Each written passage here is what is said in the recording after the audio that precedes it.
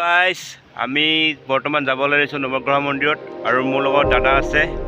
আমি এই কিছু সময় পিছতে আমি হেৰি পাম নৱগ্ৰহ মন্দিৰত। দাদাৰ লগত লগ ধৰিলে হঠাৎখনতে যাবলগীয়া হৈ গ'ল নৱগ্ৰহ মন্দিৰত। আপোনালোকে দৃশ্যবিলাক চাই থাকিব। আমি নৱগ্ৰহ মন্দিৰত যাম।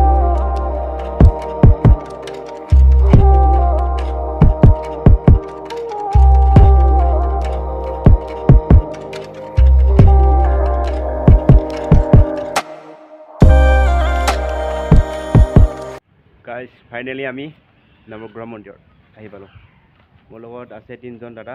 তাৰপিছত ইফালে আমি নৱগ্ৰহ মন্দিৰ পালোঁহি।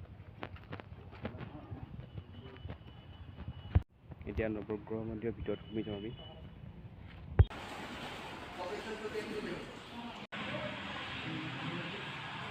ফাইনেলি আমাৰ চাকি বন্তি জ্বলোৱা হৈ গ'ল আৰু মন্দিৰটো ঘূৰিব দিলে।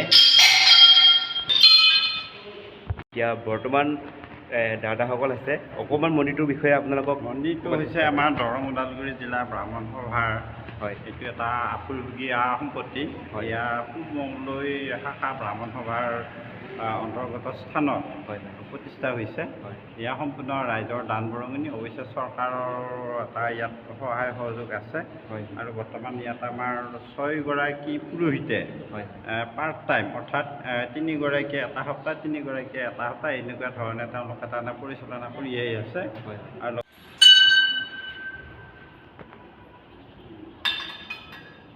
এতিয়া 9টা ঘৰৰ গোটেইকেইটাৰ ঘৰৰে নাম দিয়া আছে বাৰু।